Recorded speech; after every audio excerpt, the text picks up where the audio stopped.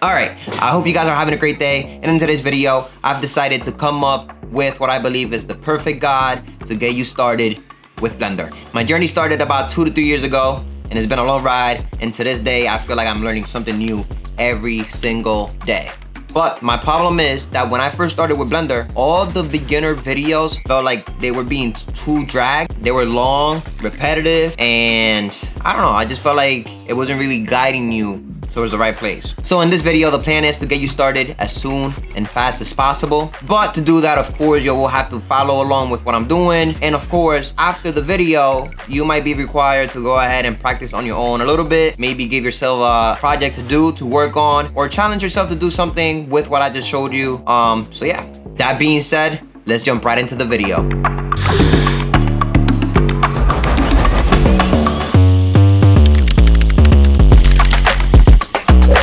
So first thing you want to do is download Blender.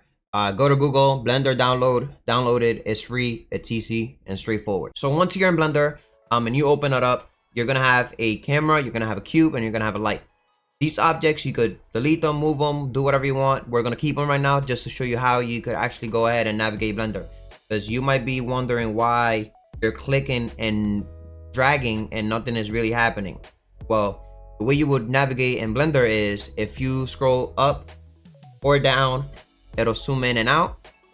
If you click your scroll wheel and you move around, it'll just pan around your object. Now, if by any chance you want to be able to rotate this object, what you would want to do is you would want to click R on your keyboard and it'll rotate it, right?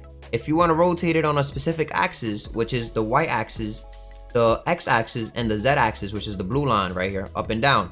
So if you want to do Z axis, it'll be like this. It'll rotate on the Z axis. If you want to rotate on the X axis, it'll rotate on the X axis. Same thing for the Y. It'll rotate on the Y axis. So right click to set that back to its default position. And you could also, again, do the same thing with this right here. Now, if you just want to be able to move this object from here to maybe back here, you would want to go ahead and click on G to grab it and move it on the Y axis, X axis, or the Z axis. Right click to let that go. So another thing that you could do would be scale it. So you could scale up and down, or you could just scale up on the Z axis, the Y axis, or the X axis. Pretty easy and straightforward. And again, you could do the same thing with your camera. You can move it around, you can move the camera around, just click G. So again, just G, R, S, G for grab, R for rotate, and S for scale. Pretty straightforward, just the initial of those things, right? You can also do it over here. So if you go to object properties, you'll be able to select move the location on the YZ, rotation as well, X, Y, Z, like so, and the scale as well. But again, just learn how to use the G, the R, and the S. And just know that you can also click on X, Y, and Z to be able to do a transform on those specific axes, right? All right, so another thing you might want to learn how to do in Blender is how to go on top view, front view, and side view. So if you have a numpad on your keyboard, which I recommend you to have one, it'll be super easy and simple to use. If you click on 1, it'll go into the front view. If you click on 7, it'll go into the top view. If you click on 3, it'll look onto your side view. Now, if you want to go on the back view, you would want to click Control 1 and it'll go on the back view, Control 7 and it'll go on the bottom view, and Control 3 and it'll go on the left view.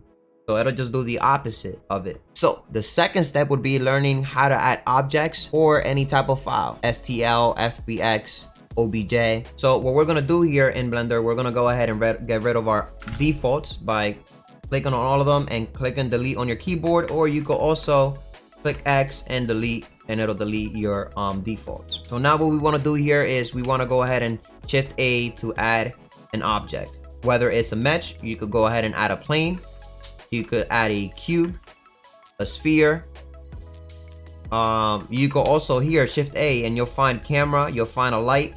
You have different types of lights, you have a camera, and all those cool things, right? So let's say that we're gonna add a cylinder, or actually let's add a plane first. We want a floor. We want to scale this up a bit, like so. That should be fine. Once we have our plane, let's say we want a cylinder. Again, I have a specific type of scene that I want to, or composition that I want to build here. So once you have that in mind, I'm going ahead and I'm just doing it as I go. And I would recommend you guys to follow along. So we're going to scale on the Z axis and we're going to bring this down like so. GZ, bring it up a bit so it's right above the floor. And so now we have what I call a floor plane. And we have this cylinder that is going to work as a platform. So those are ways to add objects. So another way to add a file would be to go to File, Import, and we're going to go ahead and import an STL. Now, if you don't know what an STL is, it's basically just like any other PNG or JPEG image. But in this case, an STL just holds a 3D object that when you import it into a 3D spacework, to actually get the object. So all these objects that I'm going to be using are going to be on a link on the description down below. You could click on it, download it, and use it. Or you could just bring in your own STL if you have one. So I'm gonna go ahead and locate mine really quick.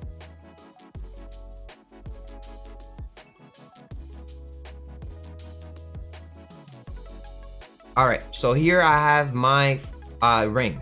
Of course, it is way too big for my scene, so I want to scale it down so it's a bit tinier, maybe like so. Again, 7 to go on top view, G, Y to bring it back like so.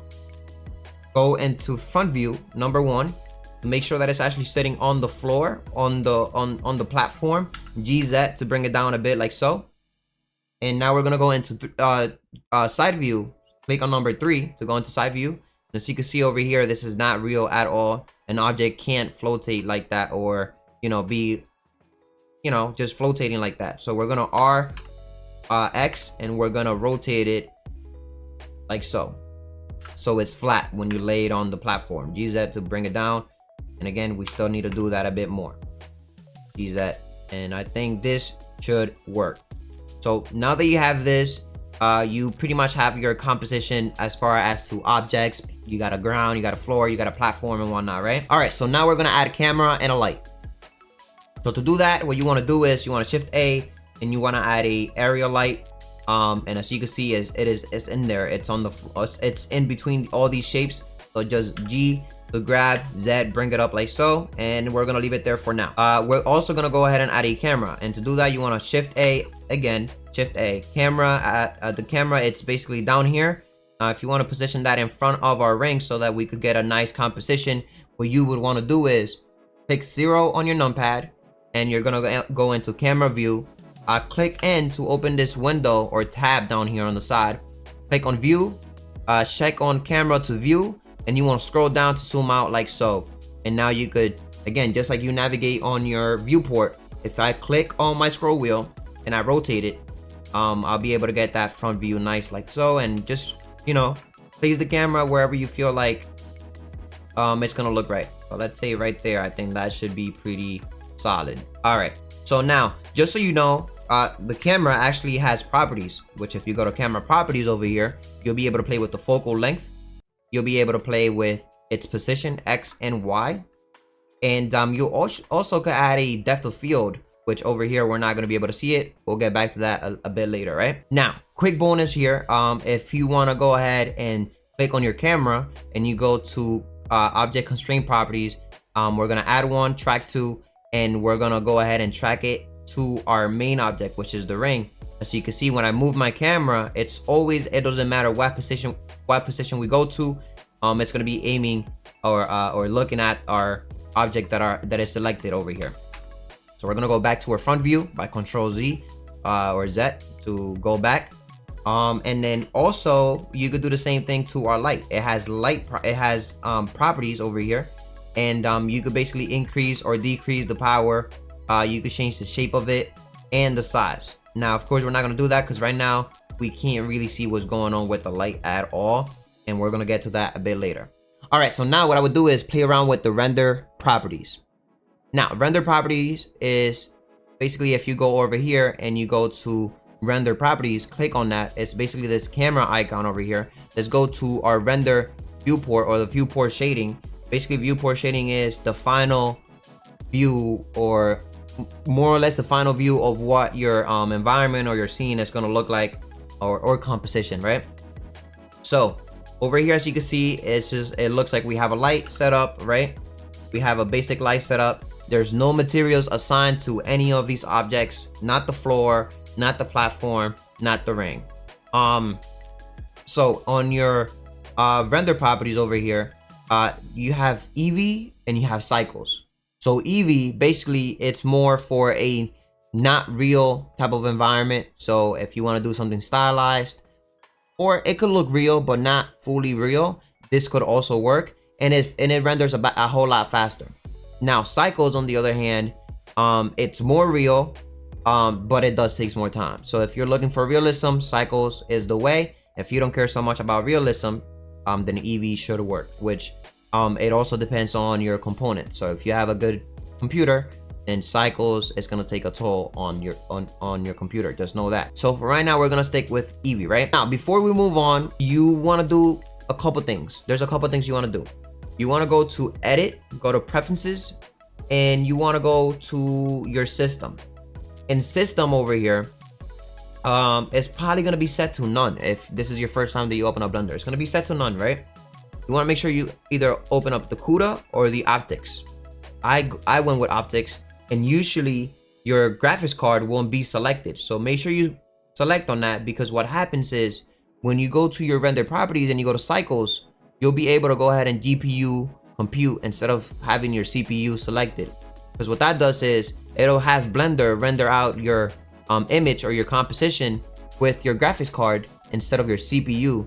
And as you know, we all know the GPU slash graphics card, it's a whole lot more powerful than your CPU. Now, another thing you might want to have selected specifically for this tutorial is if you go to add-ons and you go to the node wrangler, this is not going to be selected. So make sure you have that on, click on it, maybe click on this 3 over here and save preferences, and then you can X out this window. Just know you're going to need it later on. All right, so right now, we're going to go back to Eevee. Make sure you're on Eevee over here. All right, so now we're gonna go ahead and play around with materials, shading materials, a principal BSDF, and we're gonna go ahead and play also with some image texture. So here in Blender, the first thing I wanna do is I wanna play around with my platform. So to my platform, what I wanna do is I wanna give it a white shiny material to it. So to do that is pretty easy and straightforward. Go to your material properties. While you have your object selected, click on new. Let's just call this white platform, right? Click on that. Base color is basically white. I said I want it to be white, or you could just do any other color you might want. For the roughness, like I said, I want it to be shiny. So the roughness has to be all the way down so that it's actually shiny. You could also play around with metallic. You can play with the roughness. You could play with the transmission, which it'll make it transparent, and all these other things that I don't want to get into detail, just because I wanted to keep it simple and straightforward. So with your platform being white and shiny, really quick here in Eevee, you want to make sure you select your ambient occlusion, your bloom, and your screen space reflections. All right, the second thing we want to do is we want to add a material to our plane over here, and to do that, we're gonna go into shading, into the shading tab. We're gonna assign a new material to it. We're gonna call it wet floor. And to do this, I actually have a video on how to do it, but if not, you can follow along. I'll show you how to do it. It's pretty easy and straightforward. Shift A, we're gonna add a color ramp, and we'll add a color ramp right there, and we'll connect this to the roughness really quick. Shift A, and we're gonna add a noise texture, and we'll connect that fact to fact.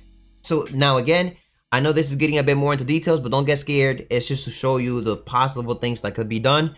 And specifically this material that I'm doing here, it's very simple and easy to do. So just follow along. So for the base color, I wanted to do black, like so. And we're gonna go ahead and make these the opposite. So we're gonna change the white to the left and the black to the right, and maybe something like this should work.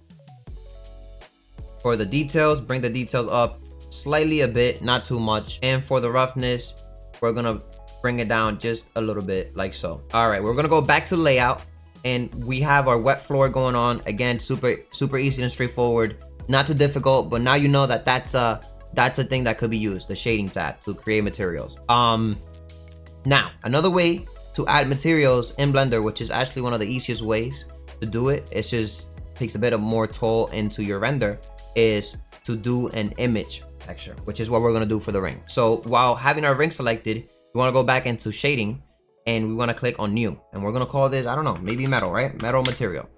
Now, this is why I actually asked you guys to have your node Wrangler add-on selected or added, because what we're gonna do is we're gonna click on our principled BSDF and we're gonna Control Shift T, and what it's gonna do is gonna allow us to select a group of files.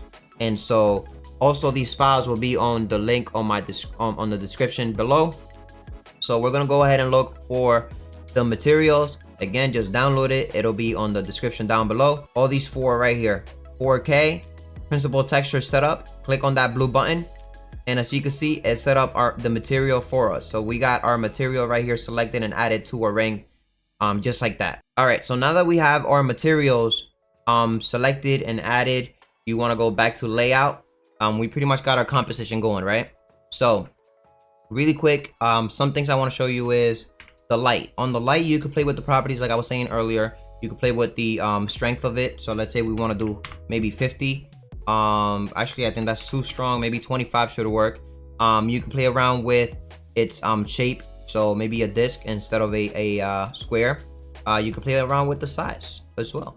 I usually like to keep it a bit small, not too big, and we could add an object constraint to it. So track 2, and we're gonna select our ring like so, and you can move this around and it'll still be aiming out our ring just like that, right? So the further you put it, the further it is from the ring, I guess you could increase the power a bit more, so maybe 50 should work here. And yeah, now a quick bonus is what you could do is if you want to keep your background gray, then you could just leave it as it is. But for this specific composition, I want my background to be black. So to do that, you want to go to the world properties, and on color you want to set it to black, or you could do white as well. It's really totally up to you, but I'm gonna do black for this specific composition. Another quick bonus is if you want to add an HDRI, if you've ever heard of that, what that basically is a 3D image that you could add to your environment or to your scene in Blender, and it'll light up your composition by itself without adding any lights or anything like that. And to do that, all you want to do is search up on Google free HDRIs, download one, and once you have it, you'll go into world properties here in Blender, click on this yellow dot right here, go to environment texture, open, go to downloads, and search up for your HDRI, which I have mine here, and I click on it, and there you go, you got an HDRI. For this composition, I still want the black background, so I'm gonna go back, Control Z twice, go back to my black background like so. Right, and so now if we go back to our render properties here and you go switch to cycles, which I actually want to use cycles for this, you'll see that you'll come up with a more realistic environment. The light, it's a bit more accurate. It just looks a whole lot better. Just make sure you have your GPU compute selected. So really quick here on the sampling, you'll have viewport. It's what you see here in your viewport, of course. And as you can see, this usually works for me. I usually don't play around with this. So what denoise is pretty much straightforward. It's just denoise. It's a denoiser. What it does is it removes all the noise from your environment. So as you can see over here, there's no denoise going on because I have the denoiser on. But if I uncheck that, as you can see a bit more of noise on your image, which I actually like the noise on my images, so I usually turn it off. Now on render, usually you have your denoise on. The render is pretty much the final image, the final render. This is what you're actually gonna have to hand in to your customer, your client. So you play around with the samples, right? So the threshold is something that it's a bit hard to understand, so I'm not gonna go over it on this video. Just keep it at its default. The samples, the higher you go, the longer it's gonna take for it to render, but the cleaner image you'll get. And then the minimal like mint samples is basically, you know, if you wanted to reach, you know, at least 500, then you'll set it at 500, but I usually don't play around with that.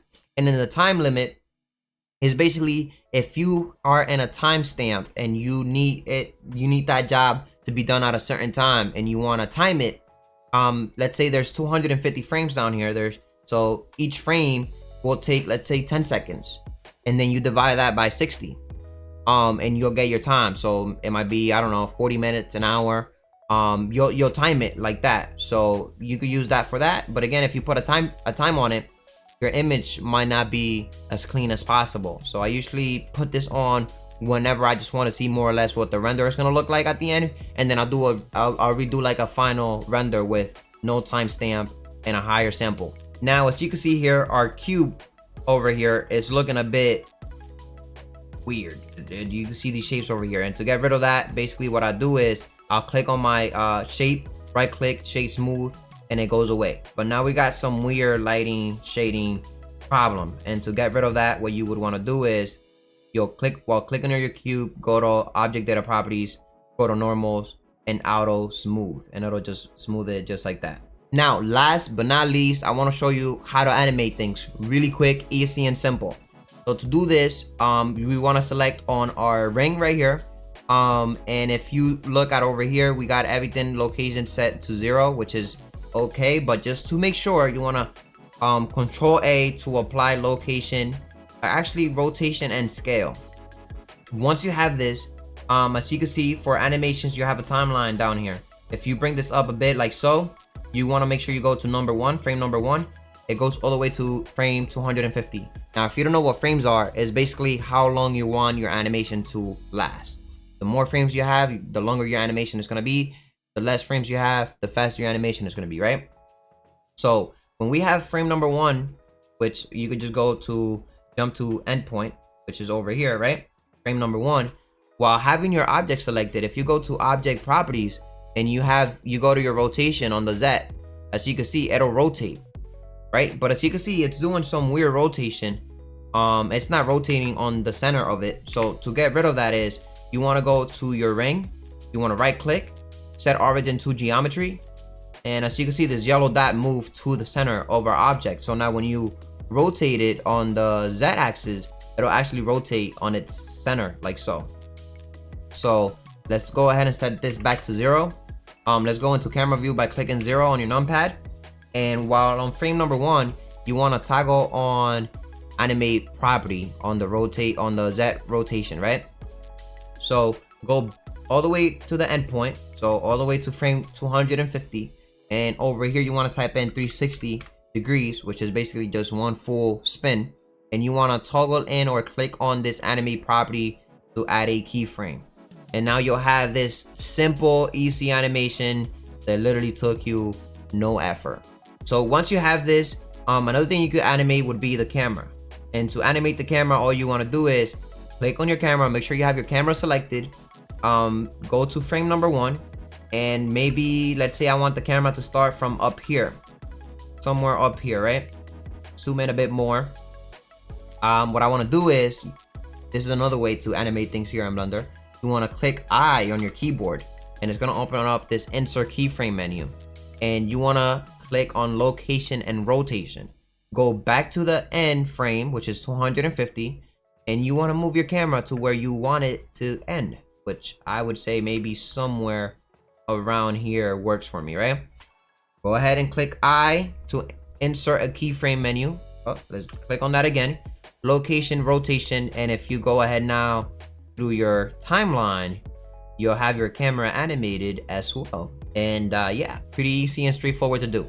Now, if you want to see also your viewport without these lines or this grid line that we got going on here, just click on your overlays and it'll go away. All right, and now to end up the video, let's go to the output properties over here, and you could play with your camera. So if you're gonna render maybe for YouTube, maybe you want to stick to the 1920 by 1080. If you want to render for Instagram, TikTok, you know, Reels, Shorts, you might want to do 1080 by 1920.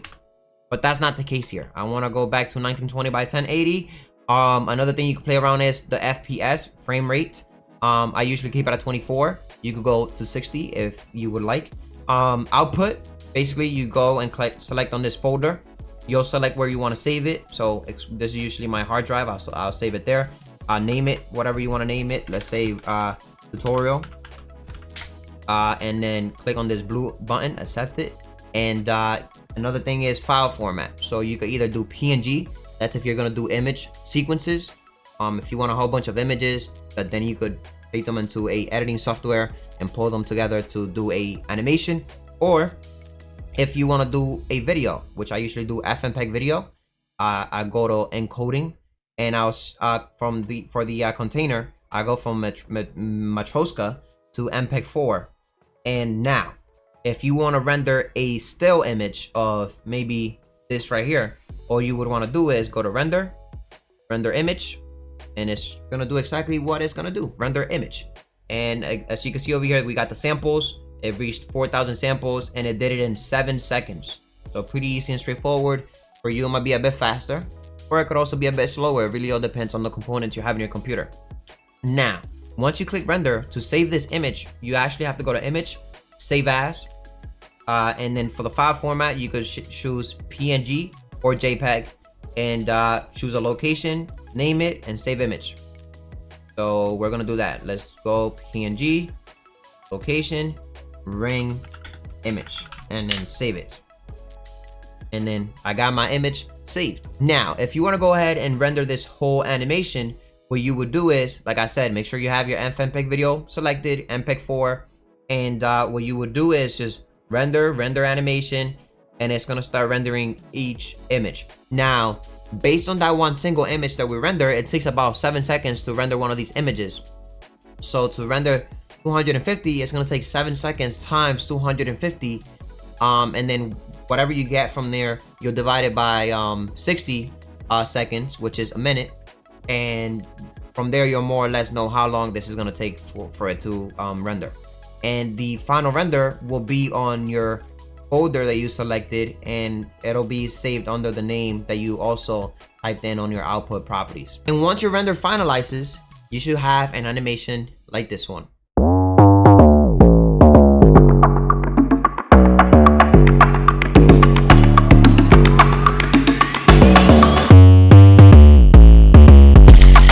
But anyway, guys, it's been approximately about 40 minutes into this tutorial on real time. So just know it takes some time. Just be patient, follow along. If you didn't, I would say watch it again, follow along, and once you're done with the tutorial, go ahead on your own time with your own objects, your own logos, something you might want to create, something you might have in mind, and follow along. And yeah, pretty easy and straightforward. I really hope I covered, a big portion of it. There's a whole lot more to do. Trust me, there's a whole lot more. But just little by little, stay confident. Don't let anything just knock you down. Don't look at other works and feel like you're not good at it. This is, those people that are out there that are really doing crazy work, crazy animations, and they've been doing it for over 5 years. I've spoken to a lot of them. They've been in the industry doing, whether it's Blender, Cinema 4D, they've been doing these programs for long years. I've only been doing it for 2-3 years. I still got a, long road ahead of me. But that being said, if you did enjoy this video, please make sure to drop a like down below. Comment. If you have any questions, listen, go ahead, ask. You can text me on Instagram. My social medias will be down on my description as well. If you have any questions, if you need help with anything, I'm also willing to get on Discord calls with you guys if you guys need help with anything. But anyways, that being said, I'll see you on the next one.